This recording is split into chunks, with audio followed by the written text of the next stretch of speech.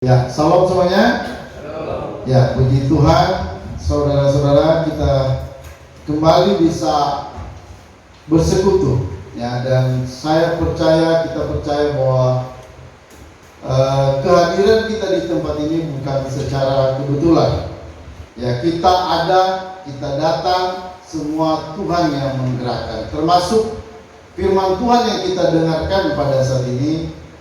Ya, kita percaya itu semua Tuhan yang menyiapkan, Tuhan yang menyuguhkan kebenaran firman-Nya kepada kita. Ya, oke, mari saudara kita belajar firman Tuhan dengan judul Kasih Karunia Allah. Ya, Kasih Karunia Allah.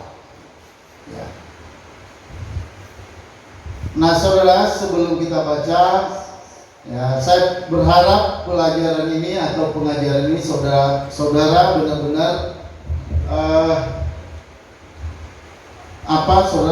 saudara pahami, dan kiranya pengajaran ini saudara boleh teruskan kepada yang lain. Sampaikan kepada yang lain tentang ajaran ini, karena ini pengajaran yang sangat mendasar, ya. Oke, kita akan baca Alkitab kita dalam Efesus pasal 2 ayat 4-5. Kita baca bersama-sama. 1, 2, 3. Tetapi Allah yang kaya dengan rahmat, oleh karena kasih yang besar yang dilimpahkannya kepada kita, telah menghidupkan kita bersama-sama dengan Kristus, sekalipun kita telah mati oleh kesalahan-kesalahan kita. Oleh kasih karunia kamu diselamatkan. Ya. Nah, saudara, perhatikan dalam ayat yang barusan kita baca. Perhatikan baik-baik, dikatakan oleh kasih karunia. Itu ayat yang terakhir. Oleh kasih karunia kamu diselamatkan. Ya. Nah, saudara, kita melihat ada frase kasih karunia kamu diselamatkan. Nah, ini yang mau kita akan bahas. Ya. Jadi saudara, kita menemukan kata kasih karunia itu dalam Alkitab. Ya. Dalam Alkitab kita ternyata dalam Alkitab itu ada kata kasih karunia. Ya. Ada kata kasih karunia yang begitu berlimpah. Ya. Begitu berlimpah ditulis dalam Alkitab. Dan kasih karunia ini, perhatikan, ini sangat berhubungan dengan keselamatan. Ya, jadi saudara perhatikan, kasih karunia di sini, ya, tentu berbeda dengan pandangan umum. Ya, banyak orang kalau misalnya mencoba memahami apa itu kasih karunia, nah pasti saudara punya pengertian yang beda-beda. Tapi kalau kita memahami dalam sudut pandang Alkitab, ya, apa kasih karunia itu? Kalau dalam sudut pandang Alkitab, dalam sudut pandang Allah, kasih karunia itu apa? Ya. Nah, saudara perhatikan, ya. Jadi kita belajar di sini bahwa kasih karunia yang dimaksud, perhatikan baik, adalah kasih karunia yang punya hubungan erat dengan keselamatan. Ya. Nah, itu kasih karunia yang dimaksud di sini. Ada banyak hal yang mengartikan tentang kasih karunia. Misalnya ada orang dapat hadiah, itu juga bisa dikatakan hadiah. Hadiah itu adalah kasih karunia, pemberian orang. Ya. Jadi ada banyak pemahaman tentang apa itu kasih karunia. Tapi nanti di sini kita akan belajar sesungguhnya apa kasih karunia itu. Ya. Apa kasih karunia yang dimaksud dalam Alkitab? Nah, ini yang mau kita pahami. Ya. Apakah kasih karunia itu hanya semata-mata adalah sebuah pemberian? Ya. Atau misalnya seseorang menerima bingkisan, apakah itu juga disebut kasih karunia? Ya, semua itu disebut kasih karunia, pemberian. Tetapi saudara perhatikan baik-baik, ya. Ada kasih karunia yang saudara memiliki hubungan yang sangat erat, yaitu mengenai keselamatan. Nah, ini kasih karunia mau kita pelajari di sini. Jadi bukan hanya yang berbicara misalnya kasih karunia membuat apa, kalau misalnya kita dapat berkat uang, dapat berkat kesehatan. Nah, itu semua memang disebut kasih karunia, tetapi perhatikan itu bukan kasih karunia yang berhubungan dengan keselamatan. Nah, kasih karunia yang kita bicarakan di sini, perhatikan, adalah kasih karunia yang berbicara mengenai bagaimana orang diselamatkan. Nah, saudara perhatikan pendahuluan, betapa pentingnya kita perlu memahami apakah yang dimaksud dengan kasih karunia. Ya. Jadi kita perlu paham. Ya, kita perlu tahu apa itu kasih karunia. Ya. Nah, saudara perhatikan, anugerah atau kasih karunia. Jadi ada istilah anugerah itu sama ya, anugerah atau kasih karunia. Anugerah atau kasih karunia dipakai dalam Alkitab dalam bahasa Ibrani. Nah, katanya apa? Ken. Ya, itu dalam bahasa Ibrani-nya, itu dalam Alkitab Perjanjian Lama. Jadi kasih karunia itu dalam bahasa Ibrani itu namanya Ken. Ya, Ken. Makanya ada orang kasih nama Ken. Ya, ada dulu di sini namanya Aken. Ya, Ken itu kasih karunia. Ya, itu bahasa Ibrani. Ya. Jadi ini kalau bisa dihafal ya, supaya tahu kasih karunia itu bukan seperti kasih karunia yang sering dibicarakan orang. Ya, banyak orang tentu bisa menafsir apa itu kasih karunia. Tapi di sini perhatikan kasih karunia itu punya arti yang sangat berbeda, punya arti yang sangat dalam, dan ini yang mau kita pelajari. Ya. Nah, perhatikan lanjut. Kata ini berarti perbuatan seseorang atasan yang menunjukkan kepada bawahannya kasih karunia. Ya. Padahal sebenarnya bawahan itu tidak layak menerimanya. Nah, itu kasih karunia Ken tadi, Ken dalam Perjanjian Lama. Ya.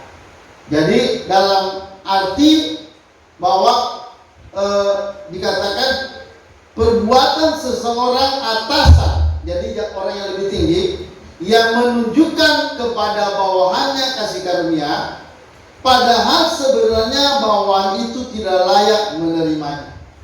Jadi perhatian kata Ken atau kasih karunia itu memang sebuah pemberian, tapi hanya pemberian itu belum bisa memberikan arti yang sebenarnya. Kalau orang tahu Ken atau kasih karunia itu adalah pemberian. Jadi tidak hanya sampai kata pemberian, arti kasih karunia itu atau Ken itu. Tapi di sini dikatakan pemberian seseorang kepada bawahannya, padahal apa katanya? Padahal sebenarnya bawahan itu tidak layak menerima. Itu kasih karunia yang masuk. Jadi orang yang menerimanya tidak layak menerima, tapi diberi. Itu namanya kasih karunia.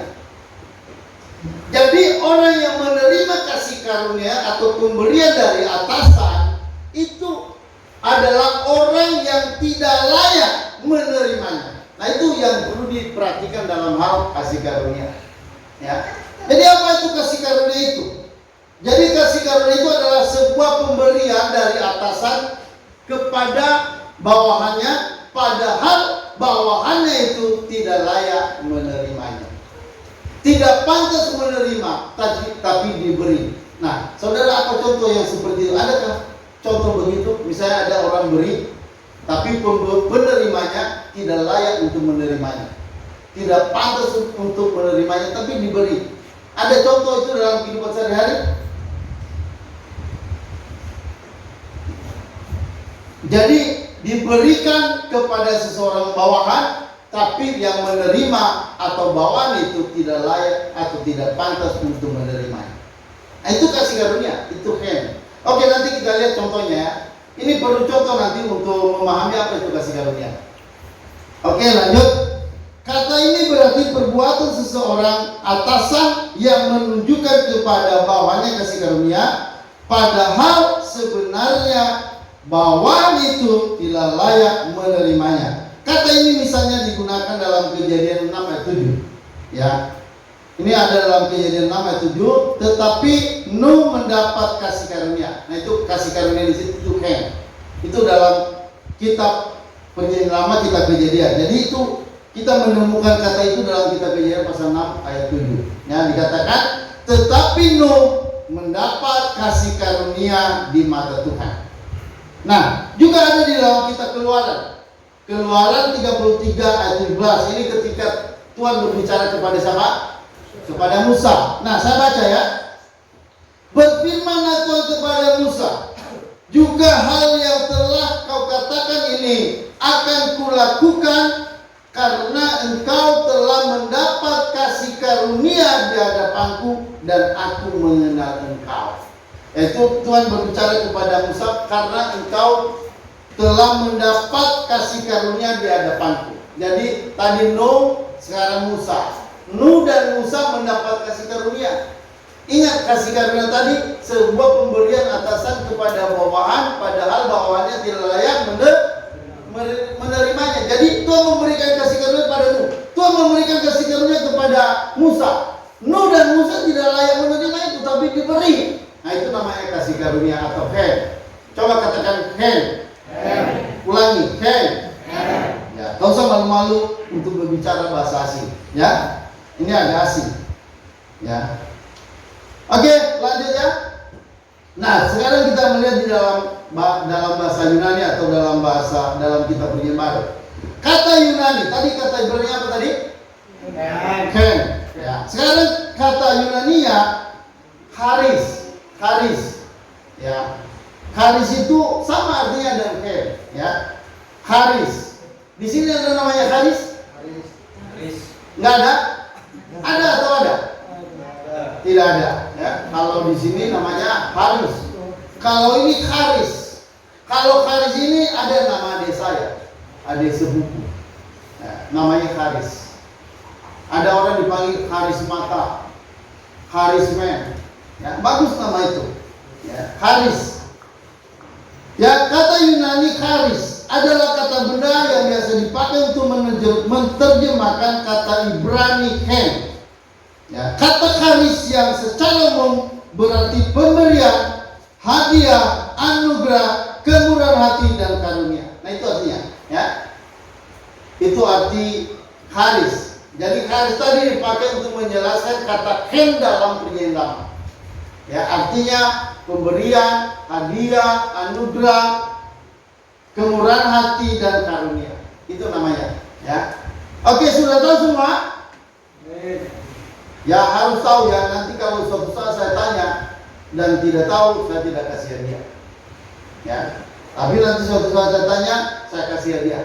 Ya, hadiahnya minimal 100.000. Ya. Oke ya. Nah, saudara perhatikan, ini dalam Perjanjian Baru kita menemukan misalnya, ya, Petrus dalam sidang pertama di Yerusalem mengatakan, sebaliknya kita percaya bahwa oleh kasih karunia, nah itu pakai kata karistos kalau dalam bahasa Yunani, oleh kasih karunia atau karitos, Tuhan Yesus Kristus akan beroleh keselamatan sama seperti mereka juga. Jadi ada ayat-ayat yang kita bisa temukan yang menuliskan tentang charis tadi atau Hem tadi, itu dalam yang artinya anugerah atau kasih karunia. Itu kita bisa temukan dalam Kisah Para Rasul pasal 15 ayat 11. Juga dalam Paulus yang kita baca tadi ya, Efesus 2 ayat 5 sampai 7.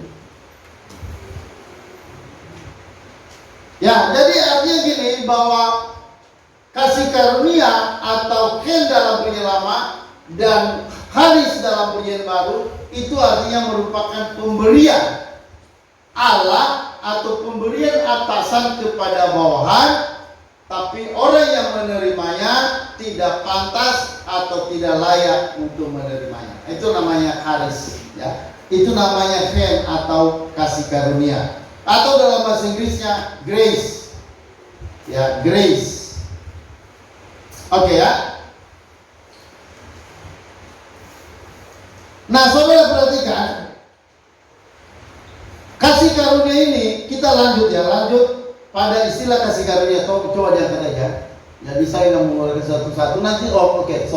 Saudara-saudara nanti boleh baca di rumah karena ini agak panjang. Jadi saya ambil poin-poin yang penting. Nah, perhatikan kata istilah kasih karunia berbeda dengan belas kasihan. Ya, perhatikan ya. Istilah kasih karunia berbeda dengan belas kasihan. Apa bedanya? Coba, apa kira-kira bedanya kasih karunia dan belas kasihan? Halo? Nah, perhatikan baik-baik. Belas kasihan itu artinya gini, saudara. Misalnya dalam pengadilan, ya, ada orang seharusnya dihukum, tapi yang menuntut itu, ya, orang yang menuntut seseorang itu untuk dihukum, dia bilang jangan dia dihukum. Seharusnya dihukum, tapi ada orang yang menuntut, memberi hadiah, memberi belas kasihan, udah tak usah dia dihukum. Seharusnya ada 5 tahun penjara. Tapi orang yang menuntut itu, dia bilang udah tak usah dipenjara. Jadi dia dibebaskan dari hukuman. Itu namanya apa? Halo? Itu namanya belas kasihan. Seharusnya orang itu dihukum, tapi dia dibebaskan dari hukuman 5 tahun penjara. Itu namanya belas kasihan. Jadi kasih karunia, perhatikan, kasih karunia berbeda dengan belas kasihan. Lebih luas pengertian kasih karunia dibanding dengan belas kasihan. Nah, saudara perhatikan baik-baik. Pengertian anugerah disebut juga kasih karunia atau grace adalah pemberian Allah yang tidak selayaknya diberikan kepada kita karena kita tidak pantas untuk menerimanya. Itu namanya kasih karunia atau anugerah. Nah, sedangkan belas kasihan atau mercy, belas kasihan yang disebut juga dengan rahmat adalah tindakan Allah yang tidak memberikan kepada kita apa yang sepatutnya kita terima, yaitu penghakiman dan ke neraka untuk selama-lamanya. Nah, itu belas kasihan namanya. Jadi belas kasihan itu Allah sebenarnya menghukum kita karena kita orang berdosa, tapi Allah malah membebaskan kita dari hukuman itu. Nah, itu yang namanya belas kasihan. Makanya kasih karunia itu ada 2 bentuk. Pertama kasih karunia, dan yang kedua itu rahmat. Rahmat itu yang disebut belas kasihan. Jadi saudara, banyak orang kadang menyamakan, sehingga kadang kita sulit untuk membedakan apa itu belas kasihan, apa itu kasih karunia. Nah, kasih karunia itu saudara, itu berhubungan dengan hal negatif. Seharusnya kita dihukum, ya, seharusnya kita dihukum, tapi kita dibebaskan dari hukuman itu. Itu namanya belas kasihan. Itu berhubungan dengan keadilan Allah. Itu berhubungan dengan hukuman terhadap orang berdosa. Jadi kalau kita sampai tidak menerima hukuman, itulah yang disebut dengan belas kasihan, mercy, ya. Nah, perhatikan saudara, kita lihat perbedaannya melalui contoh. Ya, langsung perbedaan itu dapat digambarkan. Lihat ini, perhatikan ya.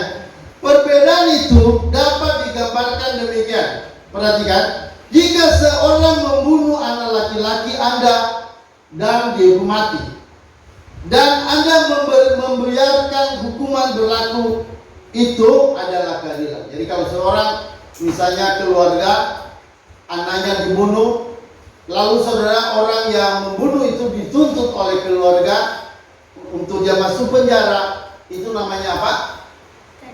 Keadilan. Jadi itu keadilan. Jadi orang itu dihukum karena perbuatan salah, itu namanya keadilan. Jadi bedakan keadilan dan belas kasihan dan kasih karunia. Nah, perhatikan lanjut. Jika Anda menyatakan supaya si pembunuh jangan dihukum mati, itulah yang disebut apa? Belas kasihan. Jadi kalau orang tadi yang membunuh dihukum masuk penjara, itu namanya keadilan. Tetapi kalau kita bilang, oh jangan dihukum, bebaskan dia dari hukuman itu, saya ampuni dia, itu namanya apa? Belas kasihan. Nah, oke, lanjut ya. Si pembunuh tidak menerima apa yang seharusnya dia terima karena kejahatan, itu yang disebut belas kasihan. Namun, perhatikan, namun jika Anda membawa si pembunuh anak Anda itu ke rumah Anda dan mengadopsinya sebagai anak Anda dan memberi dia seluruh kasih dan hak-hak istimewa serta warisan yang akan Anda berikan kepada anak Anda, itulah yang disebut apa? Kasih karunia atau anugerah. Jadi bedakan arti kasih karunia itu. Kasih karunia itu artinya orang yang dihukum yang membunuh anak Anda, seharusnya dia dihukum, tapi Anda bebaskan, malah Anda bawa dia ke rumah. Dia udah bunuh anak kita, tapi saudara bukan hanya membebaskan dia dari hukuman, tapi malah Anda bawa dia ke rumah. Lalu bawa ke rumah, lalu diangkat jadi anak. Udah diangkat jadi anak, dia juga menerima warisan. Warisan yang seharusnya diberikan kepada anak Anda, tapi warisan juga dibagi kepada orang yang membunuh tadi. Ya, Anda berikan dia rumah, Anda berikan dia warisan sama seperti yang diterima oleh anak-anak Anda. Nah, itulah yang disebut dengan apa? Anugerah atau kasih karunia. Nah, saudara, ini perlu kita pahami, ya, karena inilah, perhatikan baik-baik, inilah kasih karunia yang dimaksud di dalam Alkitab itu. Ya, inilah yang dimaksud dengan kasih karunia. Maka tadi judulnya, apakah kasih karunia itu?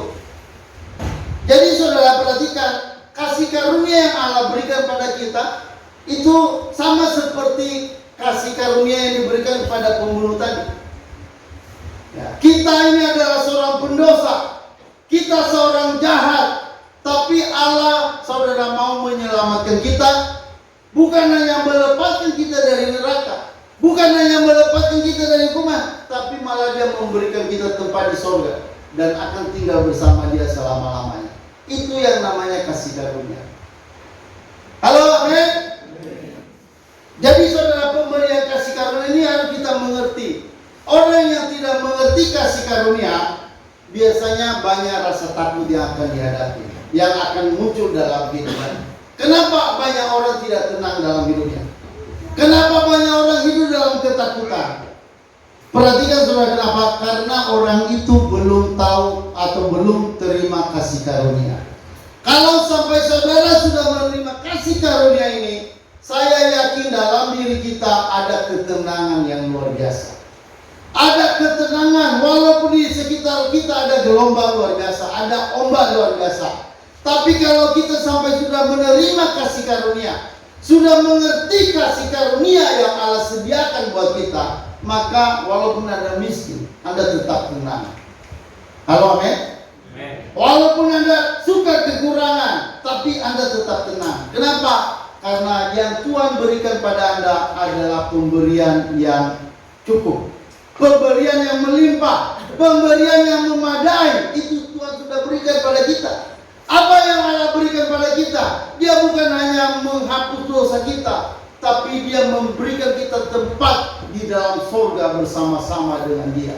Makanya saudara, kalau misalnya dalam dunia orang punya kasih karunia seperti ini, walaupun orang itu hidup dalam ngontrak-ngontrak rumah, pindah sana, pindah sini seperti kucing beranak, tapi kalau orang itu sudah sampai tahu kasih karunia Allah, orang itu tidak minder, tidak takut menghadapi penilaian orang, pandangan orang terhadap dia, tidak takut. Kenapa? Karena dia yang sesungguhnya sudah menerima yang paling terbaik dari Allah. Dia telah menerima kasih karunia Allah. Makanya orang-orang yang hidup percaya pada kasih karunia, saya percaya mereka inilah yang berani untuk hidup. Mereka inilah yang berani berjuang, berani mati, berani menghadapi tantangan, tidak takut miskin, tidak takut kekurangan, tidak takut ancaman. Kenapa? Karena dia tahu Allah sudah menyediakan tempat bagi dia di dalam surga. Makanya pernah Yesus berkata sebelum dia naik ke surga, apa katanya saudara kepada para murid? Jangan gelisah dan takut hatimu.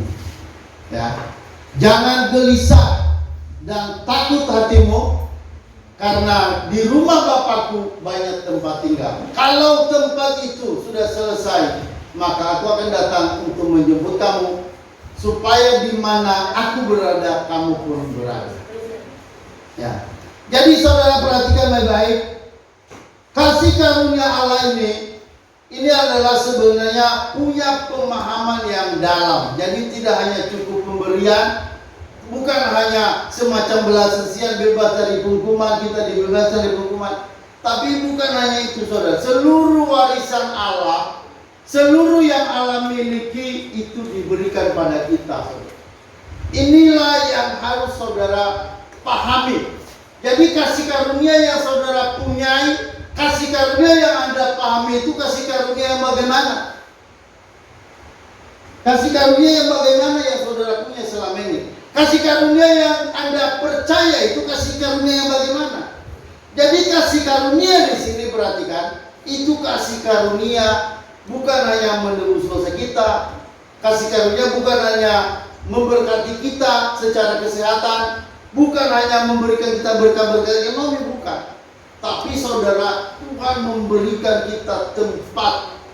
Dia memberikan kita rumah. Dia memberikan kita tempat untuk tinggal bersama Dia selamanya dalam kerajaan surga. Itulah kasih karunia yang Tuhan berikan pada kita. Makanya bagi saudara yang merasa diri miskin, misalnya kan miskin, saudara jangan minder. Halo, amin. Ya, mungkin kalau kita bandingkan dengan orang lain, mereka punya uang banyak, mereka punya mobil mewah, tapi kita nggak punya apa-apa. Saudara, saya mau katakan, apa yang mereka miliki itu tidak sebanding dengan pemberian Allah buat kita. Allah memberikan surga yang mulia buat kita. Allah memberikan tempat di surga buat kita. Allah memberikan kita untuk persekutuan dengan Dia, bisa menikmati hubungan persekutuan dengan Tuhan. Saudara, itu adalah berkat yang luar biasa, tidak ada apa-apanya dibanding dengan harta dunia. Makanya saya boleh bilang kepada saudara, kalau misalnya saudara mungkin jabatannya tidak ada, mungkin kedudukannya saudara tidak membuat Anda menonjol di mata orang. Bahkan mungkin sering kita dinilai agak kurang. Kenapa? Karena banyak kekurangan secara jasmani, ada kekurangan secara keuangan, ada cacat, ada banyak hal yang membuat kita minder karena kita banyak kekurangan. Tapi saya mau katakan saudara, jangan terus-menerus melihat kekurangannya. Halo, amin. Jangan terus-menerus melihat apa kekuranganmu, apa kelemahanmu. Coba layangkan matamu kepada kasih karunia yang Allah sudah sediakan buat kita. Saudara, kisah tentang Lazarus, ya. Saudara, waktu dia mati, lalu dia pergi, dia diangkat oleh malaikat-malaikat dan dibawa kemana? Ke pangkuan Abraham. Orang kaya juga mati, lalu dibawa kemana? Dibawa ke alam maut. Saudara, orang kaya dulu itu menikmati segala sukacita, sukaria setiap hari. Si Lazarus menikmati kekurangan dan kemiskinan setiap hari. Tapi lihat apa kata Abraham kepada orang kaya itu.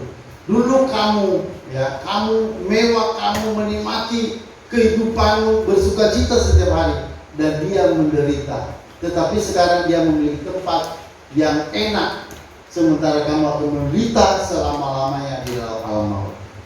Saudara, orang miskin Lazarus, dia masuk surga. Itu apa saudara? Itu pemberian Allah yang besar. Itu pemberian Allah yang limpah pada kita. Makanya kalau sampai kita sudah memahami kasih karunia, kita sudah menerima kasih karunia, maka seharusnya kita nggak perlu minder dalam hidup ini. Ya, nggak perlu minder. Segala kekurangan kita, segala kelemahan kita, itu pada suatu saat itu semua akan hilang. Pada suatu saat itu akan lenyap. Ya, seperti tadi Lazarus, dia menderita, dia sakit borokan, dia sakit luar biasa, bau, tetapi lihat setelah dia mati itu habis semua. Penderitanya habis, penderitanya lenyap, dan sekarang dia duduk bersama dengan Abraham di dalam surga yang kekal. Saudara, hanya beberapa tahun kita mengalami penderitaan, dan penderitaan itu tidak seberapa dibanding dengan kemuliaan yang Allah sediakan bagi kita. Jadi saudara perhatikan baik-baik, anugerah atau kasih karunia itu bukan hanya semacam pemberian, bukan hanya semacam kita bebas dari penghukuman, tapi kasih karunia ini saudara Allah sampai membawa kita ke dalam surga yang kekal. Itu kasih karunia yang dimaksud. Jadi jangan salah pengertian tentang kasih karunia. Nah saudara perhatikan, ada dua hal kasih karunia yang perlu kita bedakan. Ada kasih karunia yang sifatnya umum, ya, dan yang kedua kasih karunia yang sifatnya khusus. Jadi perhatikan dua kasih karunia ini perlu diperhatikan. Coba kasih karunia yang pertama, anugerah umum. Nah ini. Nah perhatikan saudara, jadi kasih karunia itu ada dua golongan atau dua perbedaan. Pertama kasih karunia yang sifatnya umum, dan yang kedua adalah kasih karunia Allah yang sifatnya khusus. Nah, yang umum ini perhatikan baik-baik, anugerah umum semua dapat menjangkau semua orang. Karena anugerah umum ini itu diberikan kepada semua orang. Nggak peduli orang percaya atau tidak, semua orang akan menerima yang namanya anugerah umum. Dan satu lagi anugerah khusus. Perhatikan baik-baik, anugerah khusus itu tidak diberikan kepada semua orang. Anugerah khusus itu hanya diberikan kepada orang percaya atau orang pilihan. Amin saudara. Jadi kalau sampai saudara mengerti anugerah khusus ini, saudara percaya, maka itu artinya Anda adalah orang pilihan, Anda adalah orang percaya. Nah anugerah umum itu saudara perhatikan baik-baik. Pada umumnya pengertian anugerah menjadi dua kategori besar, yaitu anugerah umum dan anugerah khusus. Yang pertama disebut umum karena anugerah ini disediakan bagi semua orang. Ya, jadi tidak pandang bulu, termasuk Pak Jokowi dapat ini anugerah ini. Halo, amin. Termasuk orang jahat dapat anugerah umum ini. Karena anugerah umum itu semua orang. Jadi diberikan, misalnya udara diberikan untuk semua orang. Nggak ada udara, udara khusus untuk orang yang baik-baik. Udara tidak boleh dihirup untuk orang jahat. Nggak ada itu. Semua udara yang disediakan Tuhan itu disediakan untuk semua orang. Hujan juga, matahari juga diberikan kepada semua orang. Itu yang disebut anugerah umum. Anugerah Allah yang sifatnya umum. Ya. Nah, saudara perhatikan. Anugerah umum ini ya, anugerah umum mengacu pada pemberian Allah secara universal, secara umum. Universal untuk semua orang. Meliputi menyediakan kebutuhan dasar. Terus apa lagi? Mencegah kejahatan, menunda penghakiman, dan menopang keteraturan. Ini semua yang disebut berkat umum atau anugerah umum atau common grace, ya, common grace, anugerah umum. Nah, saudara perhatikan saya ulang, anugerah ini itu mengacu pada pemberian Allah secara umum untuk universal. Semua orang ini menyangkut kebutuhan dasar, makanan kita setiap hari, makanan pokok itu Tuhan sediakan, Tuhan berikan kepada setiap orang, kepada semua suku, kepada semua kaum bangsa. Tidak peduli agamanya Kristen atau bukan. Jadi semua itu diberikan kepada setiap orang, termasuk kepada pemeliharaan Allah terhadap alam semesta ini. Kenapa alam semesta ini hari ini masih teratur? Matahari, ya, dan bulan bintang itu semua masih ada hari ini, tidak saling tumburan, tidak saling berantakan, ya, tabrakan, tidak. Kenapa? Karena hari ini Allah masih memberikan anugerah umum ini. Anugerah umum di mana Allah menopang segala keteraturan, termasuk alam semesta kita. Oke, lanjut. Nah, perhatikan saudara, anugerah khusus. Apa itu anugerah khusus? Ya, atau special grace. Diberikan hanya untuk umat pilihan Allah. Jadi ini perhatikan ya. Ya, saudara, anugerah khusus ini tidak diberikan kepada semua orang. Ya. Saudara, ini hanya diberikan kepada orang khusus.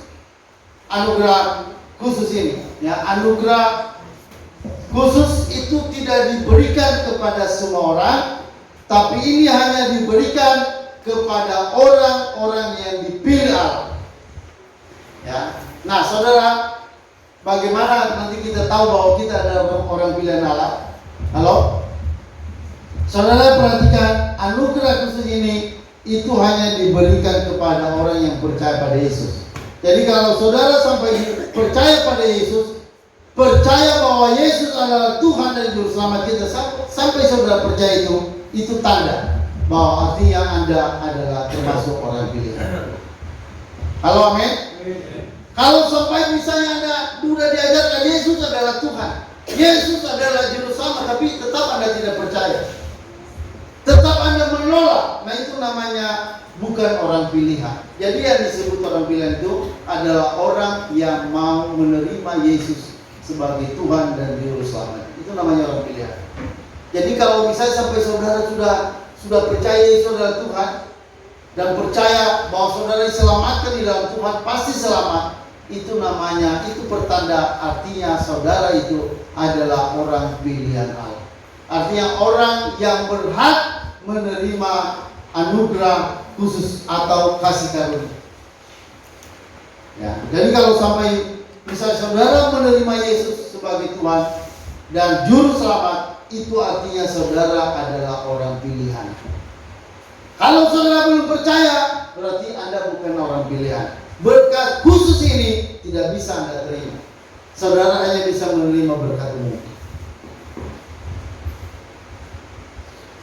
Ya, ini penting kita pahami, ya, supaya benar-benar jelas apa itu anugerah keselamatan yang kita peroleh di dalam Tuhan.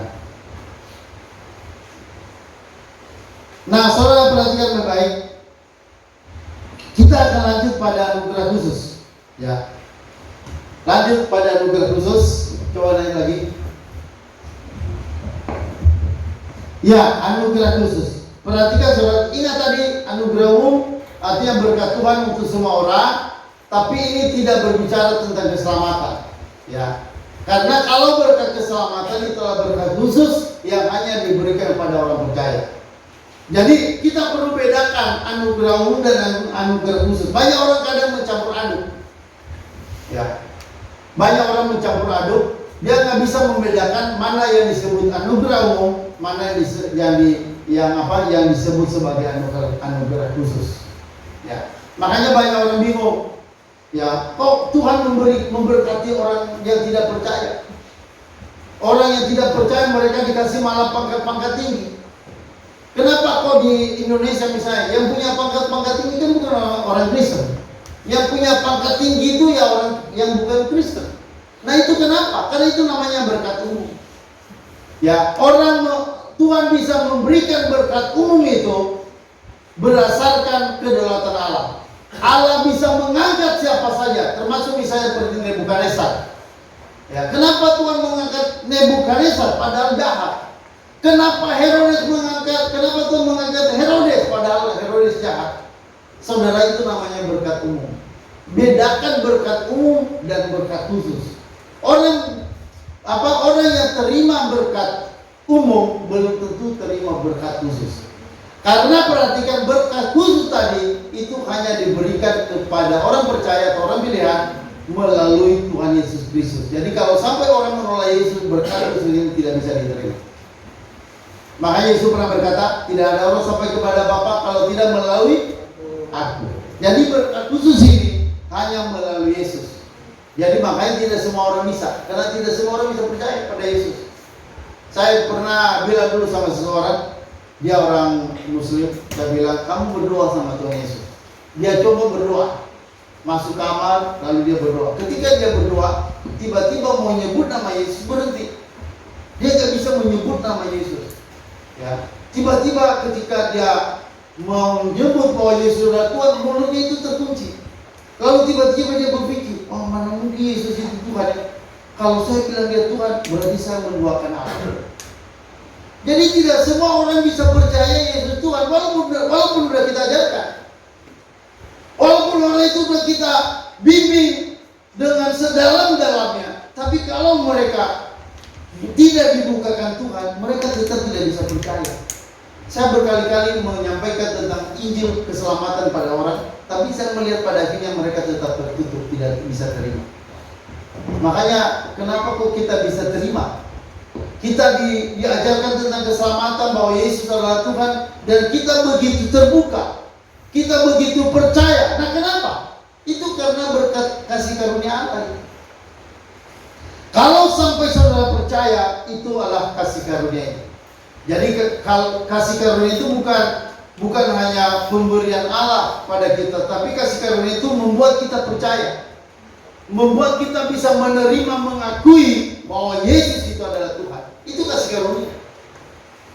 Jadi jangan berpikir, oh saya percaya karena saudara percaya, lalu berpikir, oh itu berkat dari diri saudara. Itu tidak. Kalau sampai saudara percaya, itu artinya kasih karunia telah membuat saudara bisa percaya. Jadi saudara percaya itu bukan karena saudara, tapi itu karena ada Roh Allah yang membuat saudara percaya. Saudara, mari sebentar kita lihat Alkitab kita dalam Korintus, 1 Korintus 12.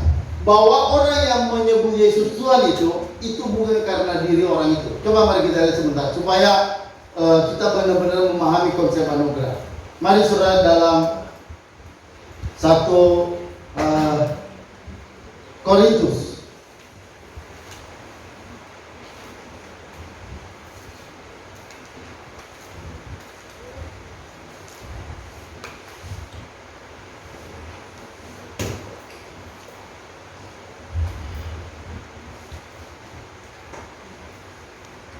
Satu Korintus 12. Kita baca sama-sama ya saudara. Saudara bisa lihat Alkitab saudara atau HP saudara yang punya Alkitab. Mari kita sama-sama. Ini saudara perlu perhatikan ayat ini, supaya nanti gini saudara, supaya jangan sampai saudara bilang kalau engkau percaya itu sepertinya itu dari diri Anda sendiri. Tidak. Itu tidak. Perhatikan baik-baik ya. 1 Korintus 12 ayat 3. Mari kita baca sama-sama. 1, 2, 3. Karena itu aku mau meyakinkan kamu bahwa tidak ada seorang pun yang berkata-kata oleh Roh Allah dapat berkata terkutuklah Yesus. Dan tidak ada seorang pun yang dapat mengaku Yesus adalah Tuhan selain oleh Roh Allah. Ya, perhatikan ya. Tidak ada seorang pun, bagian terakhir. Tidak ada seorang pun yang dapat mengaku Yesus adalah Tuhan. Tidak ada seorang pun selain dari apa? Dari Roh Kudus. Jadi kalau sampai saudara bilang, oh Yesus Tuhan dan Juru Selamat saya, kalau sampai saudara bisa bilang itu, saudara bisa katakan itu bukan karena saudara, karena ada Roh Kudus pada saudara sehingga saudara bisa mengatakan Yesus adalah Tuhan. Makanya dikatakan tidak ada seorang pun yang dapat berkata-kata oleh Roh Allah dapat berkata terkutuklah Yesus. Nggak ada. Orang yang punya Roh Allah tidak bisa mengatakan terkutuklah Yesus. Jadi kalau misalnya saudara lihat di YouTube misalnya ada orang-orang yang menjelek-jelekkan nama Yesus, ya itu mereka tidak bisa mengatakan Yesus Tuhan, tidak bisa. Ya, karena mereka tidak punya Roh Allah. Yang membuat seseorang bisa percaya Yesus adalah Tuhan, itu adalah Roh Allah. Maka dikatakan tidak ada seorang pun yang bisa mengaku Yesus adalah Tuhan selain oleh Roh Allah. Jadi kalau sampai pada satu titik saudara bilang Yesus Tuhan, itu artinya saudara punya Roh Allah. Itu tidak mungkin saudara bisa bilang Yesus Tuhan itu kalau dari diri Anda sendiri. Tidak mungkin. Makanya saya, saudara, ketika percaya hal ini, saya merasa saya kok bisa mengerti bahwa Yesus adalah Tuhan, dan saya percaya dalam Yesus saya selamat. Itu saya menyadari itu bukan karena diri saya. Saya sudah lama jadi orang Kristen, tapi saudara tidak pernah saya benar-benar dengan sungguh-sungguh mengaku bahwa Yesus adalah Tuhan. Itu baru saya mengaku Yesus Tuhan, dan percaya bahwa saya sudah selamat dalam Yesus itu ketika saya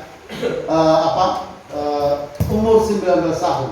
Baru disitulah saya percaya bahwa Yesus adalah Tuhan dan Juru Selamat saya.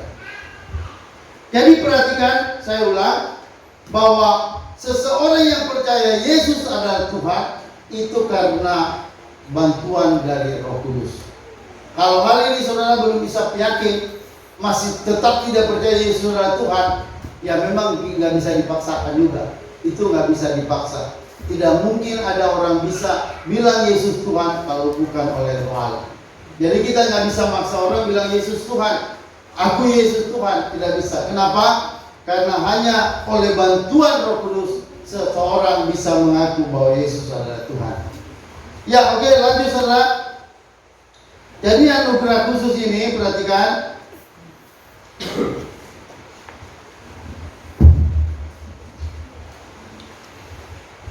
Ya, saya ulang, anugerah khusus atau special grace diberikan hanya untuk kaum pilihan Allah. Anugerah ini berbicara mengenai perbuatan Allah yang menebus, menguduskan, dan memuliakan umatnya. Kebenaran tentang anugerah khusus menjelaskan tentang rancangan kekal serta tindakan Tuhan menyelamatkan manusia berdosa melalui Yesus Kristus.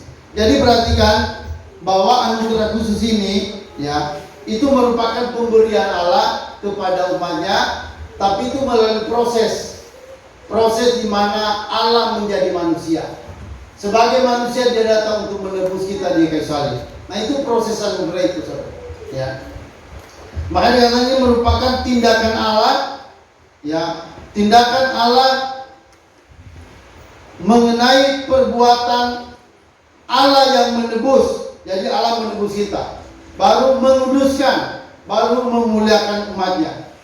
Ya, kebenaran tentang anugerah khusus menjelaskan tentang rancangan kekal serta tindakan Tuhan menyelamatkan manusia berdosa melalui Yesus Kristus. Anugerah ini menyatakan perbuatan Allah yang menebus, yang menguduskan dan memuliakan umatnya. Yang termasuk dalam anugerah khusus ini ialah menerangi pikiran mereka untuk memahami Injil, menginsafkan hati mereka mengenai perlunya percaya dan meyakinkan kehendak mereka untuk menerimanya. Keselamatan di sini sepenuhnya merupakan bagian dari rencana Allah yang kekal. Jadi saudara perhatikan, jadi karunia Allah ini atau anugerah Allah atau kasih karunia Allah ini itu berhubungan erat dengan bagaimana Allah menyelamatkan manusia melalui Yesus Kristus. Jadi bentuk anugerah Allah ini, perhatikan, itu adalah ada dalam Yesus. Jadi anugerah itu hanya bisa terwujud melalui Yesus. Makanya kalau orang tidak sampai percaya pada Yesus adalah Tuhan, berkat khusus ini mereka tidak bisa terima. Makanya tadi perhatikan, berkat khusus ini hanya diterima oleh orang-orang pilihan. Ya, makanya kalau sampai saudara percaya pada Yesus adalah Tuhan, itu pertanda saudara adalah orang percaya. Ya, artinya saudara adalah orang pilihan. Ya, orang pilihan berarti orang yang sangat istimewa di mata Tuhan. Ya, orang pilihan berarti orang yang memang benar-benar dikhususkan oleh Tuhan, diambil oleh Tuhan, dipilih oleh Tuhan untuk menjadikan orang itu menjadi umatnya. Makanya kan itu tadi yang saya katakan, Yesus sebelum dia naik ke sorga, dia berkata pada muridnya, dia katakan, percayalah, jangan gelisah dan takut hatimu. Aku akan pergi kepada Bapa untuk menjadikan tempat bagimu. Tapi kalau tempat itu sudah selesai, aku akan kembali untuk menjemput kamu, supaya di mana aku berada, kamu pun berada. Jadi pemberian anugerah ini, saudara, ini sampai membawa kita kepada keselamatan yang kekal, yaitu bersama dengan Tuhan di dalam surga. Saudara perhatikan, ini tidak diberikan kepada semua orang. Itu harus diingat. Jadi anugerah khusus ini tidak untuk semua orang. Anugerah khusus ini hanya untuk orang-orang tertentu. Ya, hanya untuk orang-orang khusus. Dan itu yang dibilang adalah orang-orang pilihan Allah. Jadi saudara perhatikan, bersukacitalah, bersyukurlah. Kenapa? Karena saudara sudah sampai bisa percaya pada Yesus adalah Tuhan. Itu adalah berkat yang luar biasa. Tuhan memilih kita dari miliaran orang, ya, dari jutaan orang. Allah memilih kita sehingga kita dimungkinkan untuk menjadi percaya bahwa Yesus itu adalah Tuhan. Saudara, jadi orang-orang yang diselamatkan itu, perhatikan baik-baik, mereka adalah orang yang mengaku bahwa Yesus itu adalah Tuhan. Ya, ini syarat orang yang masuk, orang pilihan. Makanya kalau misalnya kita nyanyi, ya, ada yang nyanyikan, kita dipilih dari segala bangsa. Saudara, ini nggak bisa semua orang menyanyikan lagu ini. Ya, ini lagu hanya untuk orang tertentu, orang pilihan. Ya, kita dipilih dari segala bangsa. Nah, saudara perhatikan baik-baik. Jadi anugerah khusus tadi itu hanya pemberian Allah kepada orang-orang tertentu, bukan untuk semua orang.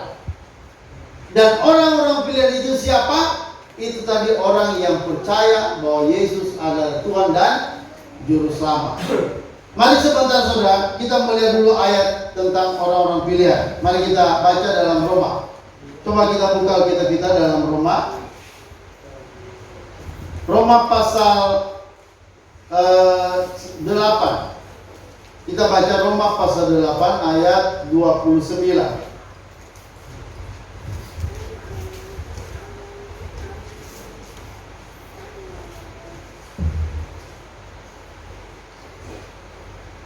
Sama-sama kita baca.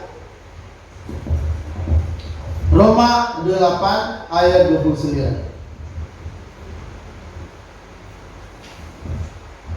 Kita baca 1, 2, 3. Sebab semua orang yang dipilihnya dari semula, mereka juga ditentukannya dari semula untuk menjadi serupa dengan gambaran anaknya, supaya ia anak itu menjadi yang sulung di antara banyak saudara.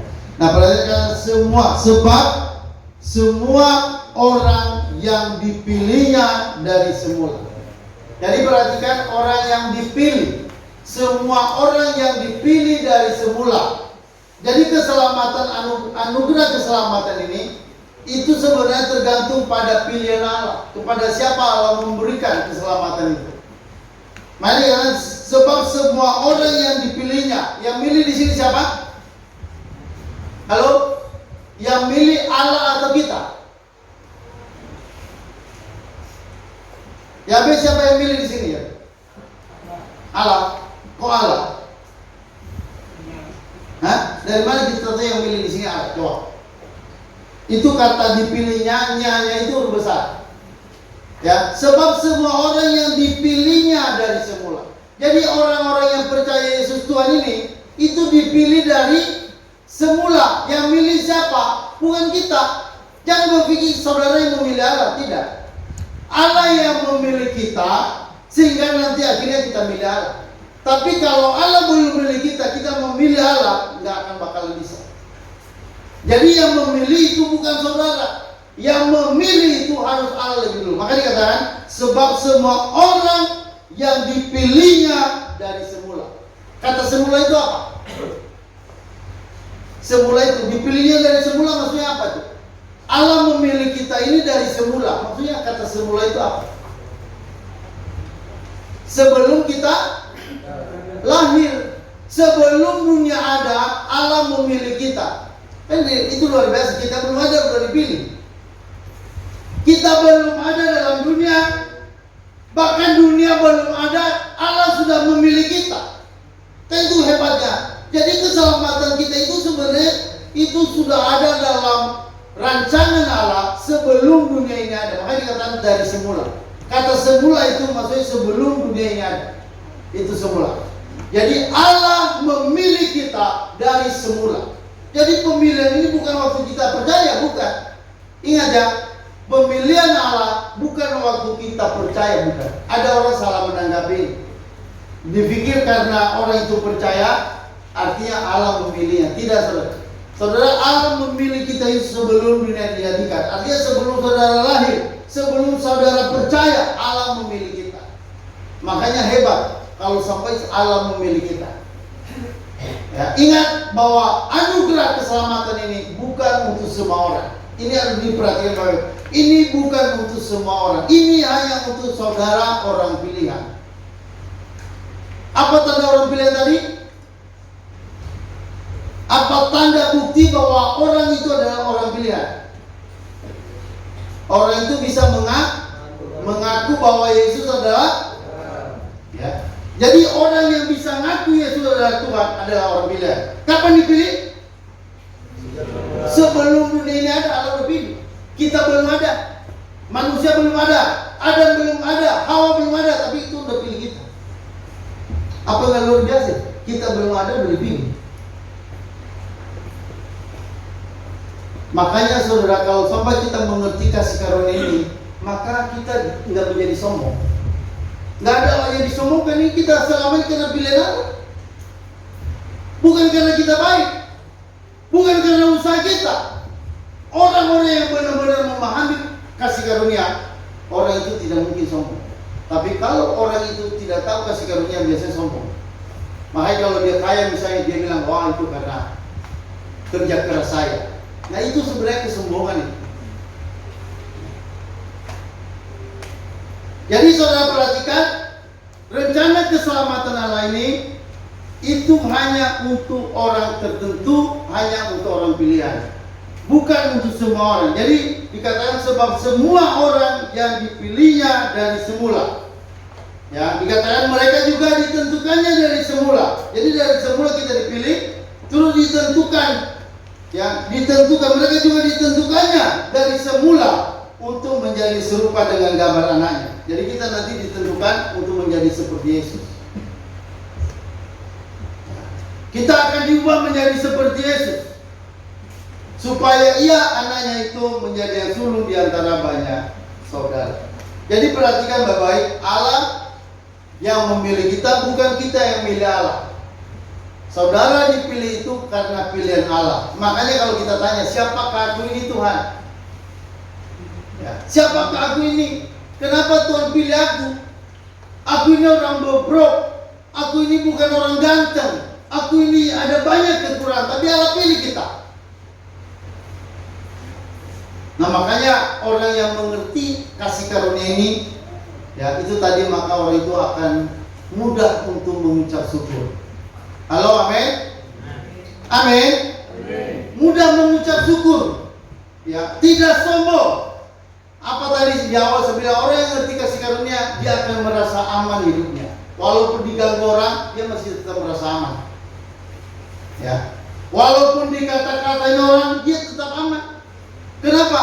Karena dia tahu dia adalah orang pilihan.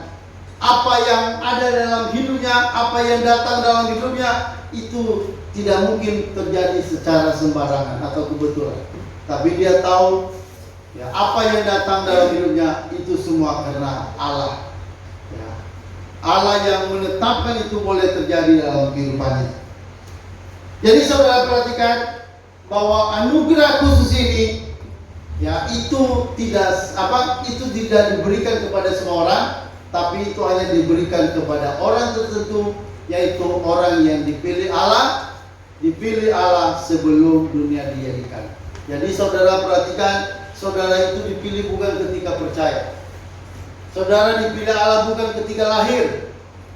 Artinya gini, sebelum dunia ini ada, kita sudah ada dalam rencana Allah. Sebelum kita lahir, kita sudah dalam pikiran Allah.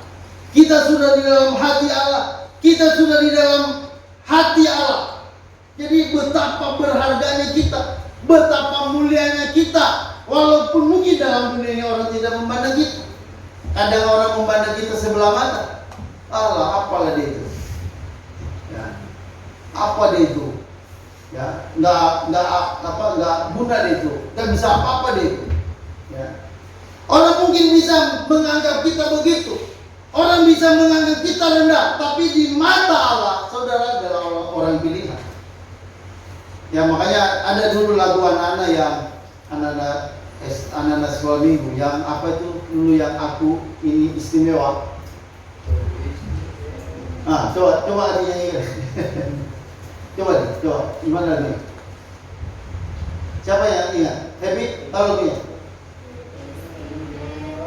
Ya, terus ku istimewa. Ayo nyanyi, tahu semua nggak kira-kira? Kayaknya nggak tahu ya. Padahal lagu paling bagus sih. Tapi banyak orang nggak tahu. Sayang. Ya, coba nanti lagunya itu dinyanyikan saudara. Kalau saudara ya perhatikan, Anda kan suka minder. Saya tahu ada banyak orang di dalam dunia ini minder, termasuk di dalam ruangan ini. Halo, amin. Banyak sekali kita minder. Kenapa? Itu karena kurang menyadari kita ini orang pilihan Allah. Makanya kalau kita berjalan tertunduk seperti kita kayak merasa dunia ini itu punya orang lain, bukan punya kita. Ya, kita merasa seakan-akan di dalam dunia ini kita ini orang asing. Saudara bukan, saudara adalah orang pilihan Allah. Sebelum dunia dijadikan, sebelum alam semesta ada, Allah sudah memilih saudara. Ya, itu bagus tuh lagu istimewa itu, kalau bisa dinyanyikan terus lagunya. Ya, hanya istimewanya kenapa? Nah itu perlu tahu juga, jangan ada orang yang ku istimewa, ku istimewa, tapi nggak tahu artinya apa istimewa. Istimewa karena apa? Saudara, alasan kita bilang kita istimewa karena kita sudah dipilih Allah sebelum dunia dijadikan. Sebelum saudara lahir, sebelum saudara mengenal siapa Anda, Allah sudah pilih, Allah sudah siapkan diri kita, Allah sudah merencanakan keselamatan untuk kita. Makanya kalau sampai kita memahami ini, ya penderitaan-penderitaan yang berat menjadi ringan. Penderitaan-penderitaan yang kita alami dalam dunia itu akan menjadi ringan, bukan tidak berat, tapi itu menjadi ringan. Kenapa? Karena kita tahu kita ada orang pilihan, kita tahu bahwa Allah menyediakan kemuliaan, tempat yang mulia bagi kita, ya, untuk kita semua orang percaya. Saudara bayangkan ya, saudara, kalau saya senang terus terang melihat gedung-gedung bagus. Saya kalau kemana-mana, salah satu yang perhatikan itu keunikan setiap gedung. Saya melihat misalnya ukiran-ukirannya. Seperti kemarin kami pergi Natal di mana itu, di Swiss Bell. Ya itu, saya melihat ruang aulanya. Itu saya memperhatikan bentuk-bentuk hiasannya. Itu saya lihat, saya senang saudara. Sangat senang dengan misalnya karya-karya orang dalam membangun. Makanya saya pun setiap hari itu kerjanya kadang-kadang ikut bangunan. Karena memang saya senang bangunan. Saya melihat seni membangunnya, saya senang. Saudara, kalau saya ke mall, misalnya mall MBK atau Transmart, saya melihat, wah luar biasa. Pembangunannya, gedung-gedungnya, ya hiasannya itu luar biasa banget. Kita lewati misalnya Jalan Sultan Agung, kita melihat mall MBK, kita lihat Kartini, kita lewat Radinitan, kita melihat gedung-gedung yang indah luar biasa. Saudara, itu semua menarik, itu semua indah. Tapi saya mau katakan saudara, apa yang Allah sediakan bagi kita itu jauh lebih indah dibanding mall-mall yang mewah hari ini. Halo, amin? Amin. Itu jauh lebih indah, itu jauh lebih mewah, itu jauh lebih luar biasa. Bayangkan aja saudara, gedung-gedung itu kan dibangun oleh manusia, itu bukan tangan Allah. Tapi saya mau katakan bangunan surga itu tangan Allah yang membangunnya. Itu tangan Allah yang membangun. Alkitab bilang itu bukan buatan tangan manusia. Bayangkan bagaimana indahnya itu nanti. Ya, saudara tahu nggak lantainya surga itu? Saudara tahu terbuat dari mana? Siapa yang tahu? Lantai dalam kerajaan surga itu lantainya itu berlapis-lapis lantainya. Ada yang tahu apa nama batu pertamanya? Batu pertamanya. Halo, batu apa? Saudara, itu batu pertama itu ada lapisan batu itu batu kristopas, ada batu Ranak Cempaka, Kecubung. Iya benar, coba baca. Itu batu-batu itu luar biasa. Saya kadang-kadang gini, kalau saya ke mall itu, saya membandingkan dengan lantai-lantai di surga. Bayangkan saudara, itu aja bangunan yang dibangun manusia yang jatuh dalam dosa, itu luar biasa mewah, luar biasa indah. Apalagi tangan Allah sendiri yang bangun. Bagaimana dengan gedung, bagaimana dengan bangunan surga yang luar biasa itu? Wah, saya sendiri tidak sanggup membayangkan. Kalau saya terus bayangkan lama-lama saya bisa gila. Benar, bagaimana bisa membayangkan coba? Saya aja kalau baca kitab Wahyu. Coba kita lihat sebentar. Mari kita lihat sebentar kitab Wahyu. Kitab Wahyu pasal 22 terakhir. Coba saudara bisa lihat apa lapisan-lapisan batu di sana.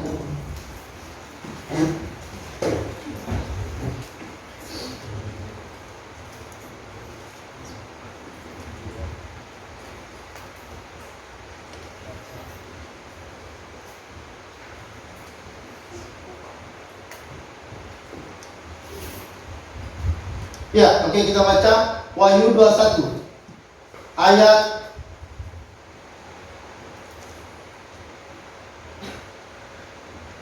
Oke, ya, kita mulai baca, perhatikan ayat 18 sampai ayat 21. Saya minta tolong satu orang yang baca, yang suaranya besar. Perhatikan, tapi bacanya pelan-pelan. Oke. Wahyu 21 ayat 18 sampai 21.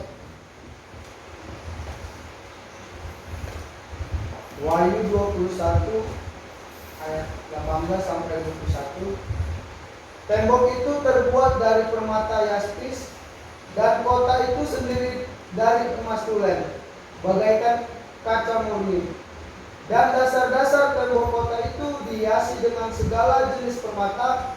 Dasar yang pertama batu yaspis, dasar yang kedua batu nilam, dasar yang ketiga batu mira, dasar yang keempat batu zamrud, dasar yang kelima batu unam, dasar yang keenam batu sardis, dasar yang ketujuh batu ratna cempaka, yang kedelapan batu beril, yang kesembilan batu krisolit, yang kesepuluh batu krisopras, yang ke-11 batu lajuardi, dan yang ke-12 batu kecubung.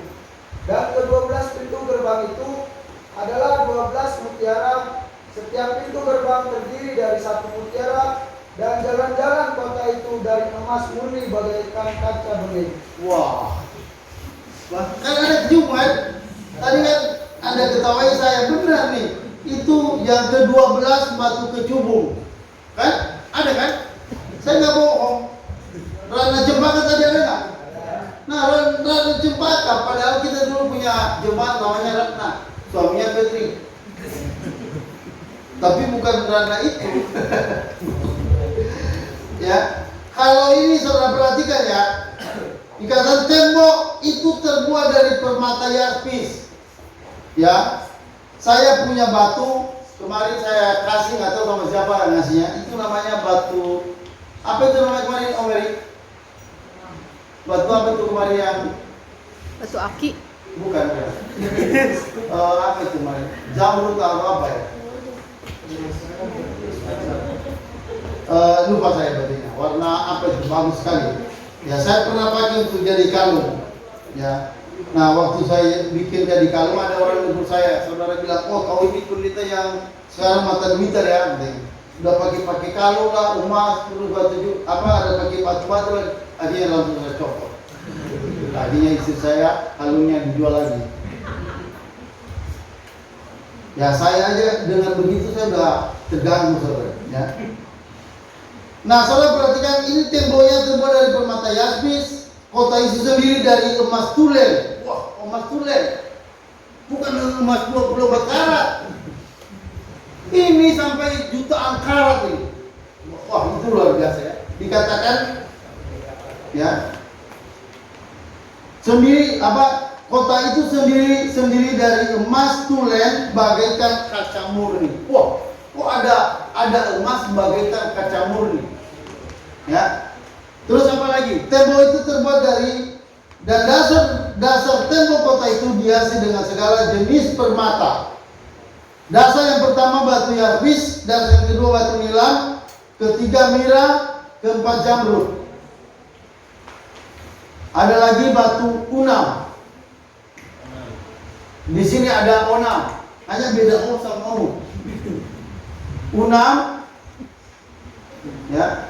Apalagi sardis, bukan sadis ya, sardis. Ya. Kalau kita di sini biasa ikan kaleng sardis ya. Apa? Sarden.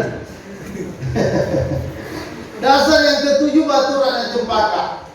Kedelapan batu beril, kesembilan krisolit, kesepuluh batu kisopras, kesebelas rajuarni dan batu kecubung yang 12. Dan kedua belah pintu gerbang itu adalah 12 mutiara. Setiap pintu gerbang terdiri dari satu mutiara dan jalan-jalan kota itu terdiri dari emas murni bagaikan kaca bening. Wah, luar biasa. Saudara, siapa yang nggak tergiur? Kalau saudara baca ayat ini pasti akan tergiur. Saya yakin tergiur. Saya terus terang menikmati bangunan-bangunan yang di mana-mana. Kalau saya ke rumah orang, saya lihat bangunan-bangunan, saya senang dengan hiasan-hiasan. Tapi kadang habis itu saya bayangkan bagaimana dengan surga. Bagaimana indahnya surga. Bagaimana lapisannya itu tembus cahaya itu. Makanya sampai dibilang tadi kan ke-11, ke-10 batunya itu berarti berlapis-lapis. Artinya batunya itu, wah, itu tembus pandang sampai 12 dasar. Bagaimana nanti kalau kemis lewat di situ coba? Apa yang gemetaran? Saya yakin kalau kemis yang pertama sekali masuk langsung pingsan.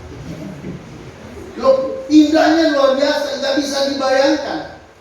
Ya, nggak bisa dibayangkan betapa indahnya surga yang mulia yang bukan dibuat oleh tangan manusia, itu dibuat oleh tangan Allah. Makanya Alkitab bilang kan, Abraham dia bukan menanti-nantikan kota dalam bumi, tapi dia menanti-nantikan kota surgawi, tanah air surgawi yang dibuat oleh tangan Allah sendiri.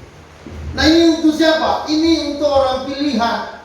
Orang pilihan yang mana? Itu orang yang mendapat kasih karunia dari Allah. Ingat, kasih karunia tadi itu pemberian Allah kepada orang yang tidak pantas menerimanya. Ya, tidak pantas menerima berkat itu, tapi Tuhan berikan. Bukan hanya dalam bentuk belas kasihan, hanya membebaskan kita dari hukuman, tidak, tapi dia membawa kita masuk ke dalam rumahnya. Itu yang disebut rumah Bapa.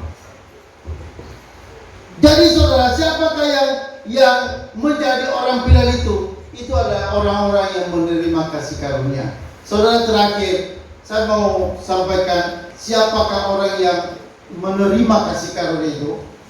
Ya, tadi pertama saya bilang orang yang percaya Yesus adalah Tuhan. Dan kalau sampai mereka mengatakan Yesus adalah Tuhan, itu bukan karena mereka, tapi karena Roh Kudus yang ada dalam diri mereka yang membuat mereka bisa percaya. Mari kita baca Roma, saudara, yang terakhirnya. Roma pasal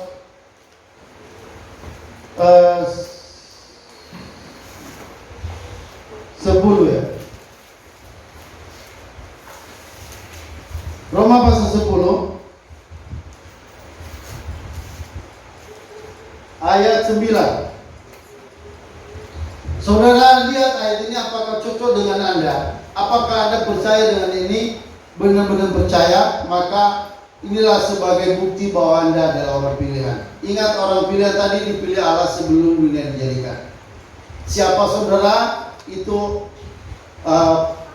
karena Anda adalah orang yang sangat dicintai oleh Tuhan, sehingga Allah pilih saudara. Mari kita baca Roma 10 ayat 9 sampai 10. Oke, kita baca sama-sama. 1, 2, 3. Sebab jika kamu mengaku dengan mulutmu bahwa Yesus adalah Tuhan dan percaya dalam hatimu bahwa Allah telah membangkitkan Dia dari antara mati, maka kamu akan diselamatkan. Karena dengan hati orang percaya dan dibenarkan, dan dengan mulut orang mengaku akan diselamatkan. Jadi saudara perhatikan, keselamatan dalam Kristen itu menjadi sederhana, sangat sederhana. Hanya dengan apa? Hanya dengan mengaku. Mengaku apa? Mengaku Yesus adalah Tuhan. Saudara, banyak orang sampai karena sederhananya orang bisa masuk surga, banyak akhirnya malah orang tidak percaya.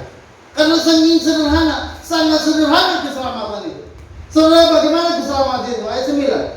Sebab jika kamu mengaku dengan mulutmu bahwa Yesus adalah Tuhan dan percaya dalam hatimu bahwa Allah telah membangkitkan Dia dari antara orang mati, maka kamu akan selamat. Sederhana, keselamatan itu sederhana, sangat sederhana. Maka karena terlalu sederhana banyak orang menolak. Kan dibilang mengaku, sebagai kamu mengaku dalam mulut bahwa Yesus adalah Tuhan dan percaya dalam hatimu bahwa Allah telah membangkitkan Dia dari antara orang mati, maka kamu akan diselamatkan. Hanya mengaku Yesus Tuhan. Orang yang mengaku Yesus adalah Tuhan, percaya dalam hati, maka orang itu diselamatkan. Artinya orang itulah yang berhak menerima kasih karunia Allah. Ayat 10, karena dengan hati orang percaya dan dibenarkan, dan dengan mulut orang mengaku dan diselamatkan. Jadi saudara, saya mau katakan keselamatan itu tidak berat. Memang berat, beratnya sudah ditanggung oleh Yesus. Ya, sehingga karena beban dosa itu sudah ditanggung oleh Yesus, sehingga kita saudara tidak perlu tanggung lagi. Kalau kita ikut menanggungnya, itu sama aja kita nggak percaya. Jadi saudara, keselamatan itu sudah dibayar, sudah ditanggung oleh Yesus melalui Dia mati bagi kita. Ya. Lalu saudara tinggal kita dituntut hanya untuk percaya. Kalau saudara yakin Anda adalah orang percaya, saya boleh katakan surga adalah tempatmu. Dan kalau nanti ditanya, Anda udah percaya Yesus Tuhan? Ya, saya percaya. Tapi ditanya apakah Anda mati ke surga? Bilangnya mudah-mudahan. Itu sama aja orang nggak percaya. Orang yang percaya Yesus Tuhan selamat, itu sama dengan percaya bahwa kalau dia mati masuk surga. Itu harus percaya seperti itu. Nggak bisa kita bilang, saya percaya Yesus adalah Tuhan dan Juru Selamat, tapi nanti ke surga ya kalau saya baik-baik saya masuk surga. Kalau enggak, dia nggak bisa masuk surga. Saudara, itu namanya orang nggak percaya. Sebenarnya dia menolak apa karya yang Tuhan Yesus lakukan, itu karya penebus. Jadi saudara perhatikan, masuk surga itu bukan dengan usaha kita, masuk surga itu bukan dengan berbuat baik. Masuk surga itu hanya dengan percaya bahwa Yesus adalah Tuhan dan Juru Selamat kita. Bukan percaya Yesus penyembuh. Ada orang-orang percaya Yesus Tuhan itu penyembuh, pemujizat, penolong. Ya saudara, kita tidak hanya percaya segitu. Kepercayaan kita pada Yesus itu Dia sebagai Tuhan dan Juru Selamat kita. Itu harus sampai ke sana. Jadi bukan hanya Tuhan penyembuh. Ada orang tahu Yesus Tuhan penyembuh. Ya, tapi saudara, itu berbeda dengan keyakinan Yesus adalah Tuhan dan Juru Selamat. Itu berbeda. Jadi yang kita percaya itu Dia sebagai Juru Selamat kita. Dia Tuhan dan Dia Juru Selamat kita. Itulah orang pilihan. Orang pilihan tadi itu adalah orang yang diberi Tuhan kasih karunia. Ya, Allah memberikan kasih karunia kepada orang itu, padahal orang itu tidak pantas menerimanya.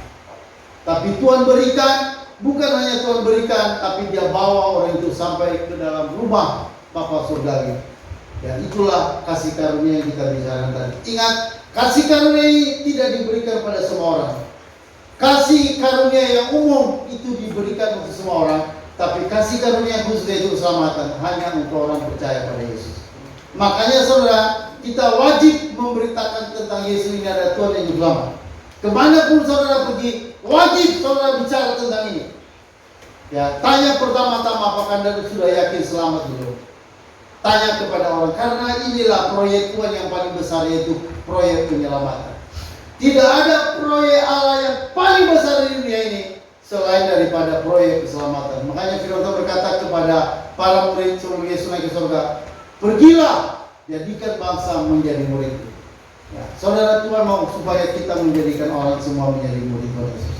Maka kita harus bekerja untuk memberitakan, menyaksikan bahwa Yesus itu adalah Tuhan. Oke, Itu aja firman Tuhan.